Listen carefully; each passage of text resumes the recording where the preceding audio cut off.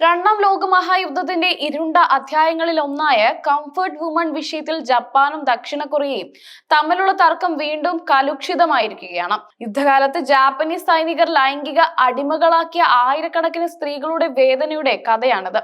പതിറ്റാണ്ടുകൾക്കിപ്പുറവും ഈ വിഷയത്തിൽ പൂർണ്ണമായ നീതി ലഭിക്കാതെ അതിജീവിതർ പോരാട്ടം തുടരുമ്പോൾ ഈ മുറിവേറ്റ ചരിത്രം ഒരിക്കൽ കൂടി ലോകത്തിന്റെ മനസാക്ഷിയെ വേദനിപ്പിക്കുന്നു. ഇത് കേവലം ഒരു ചരിത്ര പ്രശ്നമല്ല, മറിച്ച് മനുഷ്യാവകാശ ലംഘനത്തിന്റെ ഒരു ദുരന്ത കഥയാണ്.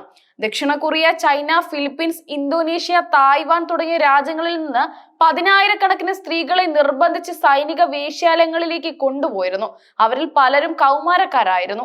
അവരെ തൊഴിൽ വാഗ്ദാനങ്ങൾ നൽകി കബളിപ്പിക്കുകയോ ബലപ്രയോഗത്തിലൂടെയും ഭീഷണിപ്പെടുത്തിയും പിടിച്ചു കൊണ്ടുപോവുകയായിരുന്നു. ഈ സ്ത്രീകൾ അനുഭവിച്ച ക്രൂരതകൾക്ക് അതിരുകളില്ലായിരുന്നു. ക്രൂരമായ ലൈംഗിക അതിക്രമങ്ങൾ, രോഗങ്ങൾ, മാനസിക പീഡനങ്ങൾ എന്നിവയായിരുന്നു അവരുടെ ദൈനംദിന ജീവിതം. യുദ്ധം അവസാനിപ്പിച്ചപ്പോൾ ഇവർക്ക് സ്വന്തം സമൂഹത്തിലേക്ക് മടങ്ങാൻ സാധിച്ചില്ല. ഭയം, അപമാനം, ഒറ്റപ്പെടൽ തുടങ്ങിയ കാരണങ്ങളാൽ അവർ കടുത്ത ദുരിതങ്ങളിലൂടെ ജീവിതം തള്ളി നീക്കി. അന്താരാഷ്ട്ര സമൂഹത്തിൽ നിന്ന് ജപ്പാൻ ഈ വിഷയത്തിൽ പൂർണ്ണമായ ഉത്തരവാദിത്വം ഏറ്റെടുത്ത് മാപ്പ് പറയണമെന്നും അതിജീവിച്ചവർക്ക് മതിയായ നഷ്ടപരിഹാരം നൽകണമെന്നും ആവശ്യമുയർന്നു.